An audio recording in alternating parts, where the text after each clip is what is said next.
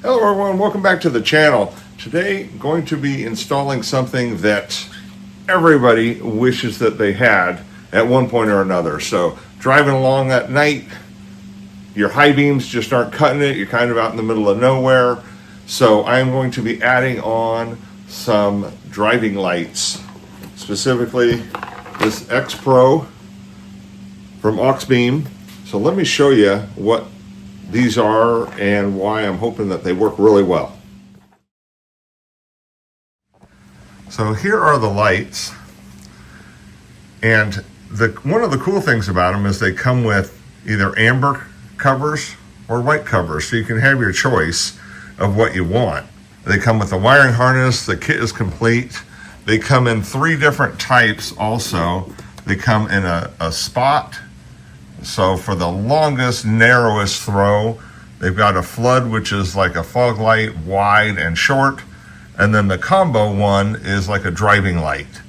So gives you much more distance than your high beams and a lot more brightness, and that's what I'm looking for. So I'm going to be installing these on my Corolla IM before my trip here.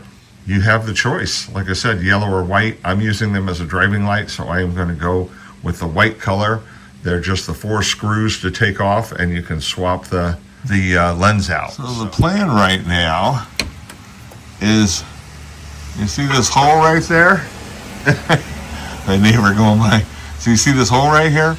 I'm going to use this structure, this beam behind the grill, to mount them right there. We'll do the bracket to this, and then this will sit up behind the grill, kind of like that.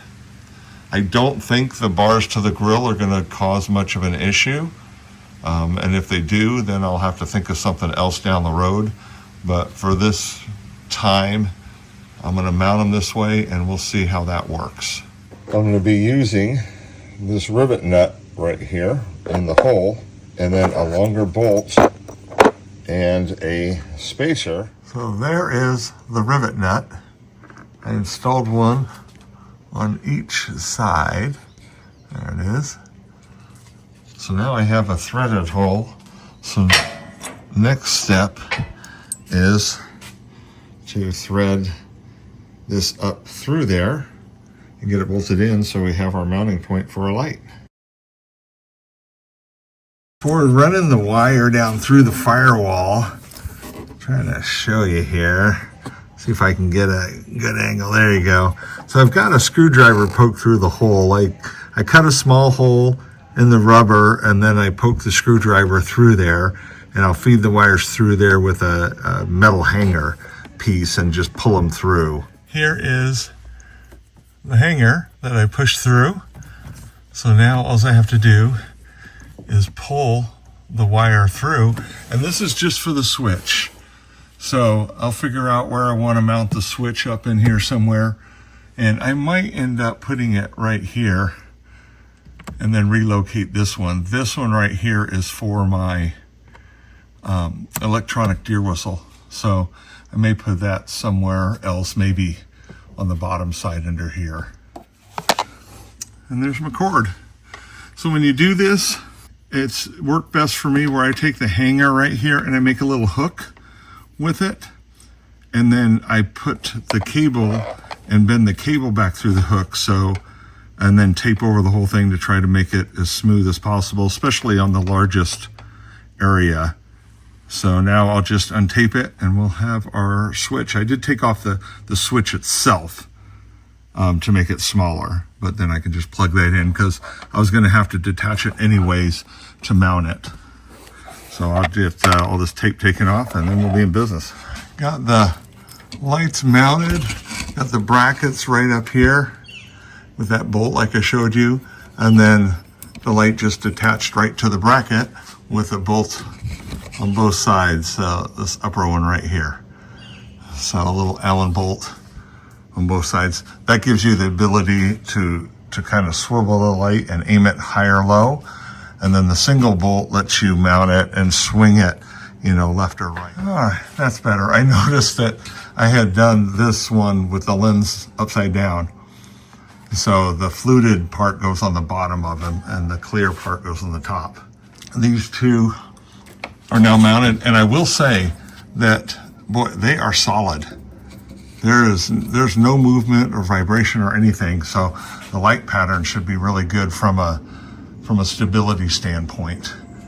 And like I said, I don't think the graded grill is going to be too much of an issue, but I will find out. So those are all done. I fed the two cords, I fed those down through. So I got those here, so I just got to plug these in and then tidy up this wiring and secure it, and then finish up top. So I run the wire through the firing wall for the switch. I need to mount the switch. And then I just mounted the fuse, or the relay, not fuse, but the relay up in there, and I'll show you where I did that. And then tidy up the extra wiring and tuck that away. Okay, have all the wires tucked up and bundled with the amber lights there too. So they're all tucked there. So now I'm ready I'll pull the slack out from the wires up top and bundle the slack of the wire, and we'll be set. I'm not going to put this bottom piece on until I can verify that they're aimed properly, because it's so easy to get under here and give them a little twist. So the next obstacle that I have to overcome here is mounting this switch.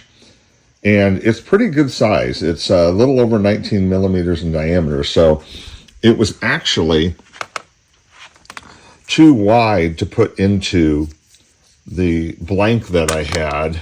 I'm going to leave the switch for the electronic deer whistle that I had in that. And I ended up drilling a hole next to it that I will go ahead and mount that into. I ended up using a step bit, and the largest section on that is still slightly too small. So I'm going to get out my Dremel and see if I can enlarge that just ever so slightly until that switch slides into it. Well, I drilled the hole and enlarged it slightly, and that is beautiful. Looks perfect. Slid in with a little bit of resistance. So I got everything reattached here. I just have to snap this back in. There's a screw that goes right here to this point, and then this will clip back in. This switch right here is for my electronic deer whistle, so that'll snap back in there, and that is looking great. But let's turn this on. Make sure they work okay. All right, we got power, so that's good. Let's take a walk around and see how they look. Oh yeah, we have light. Look at that. That's pretty good. So, those suckers are bright. As they should be, because like I said, these are the driving lights, so they're designed to enhance your high beams, which is what I wanted. I already have fog lights right here. So this will be awesome. All right, I'll try and get a night shot. I'll definitely get some night shots while I'm driving on my trip. So here's the lights, just the driving lights. So they worked out very well on the trip. Very well indeed. And putting them behind the grill, I think worked too. I didn't notice any kind of shadows or anything like that. So here are my low beams.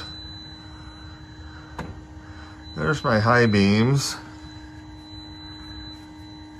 And then that's with the driving lights on too. So they ratcheted up pretty good. I think I need to still adjust them a little bit. That's them by themselves. I need to get what I need to do is go to like a parking garage or something where I get a nice flat wall and get the right height on them. Might need to go up just a touch, and but I think left to right they're actually aimed pretty good.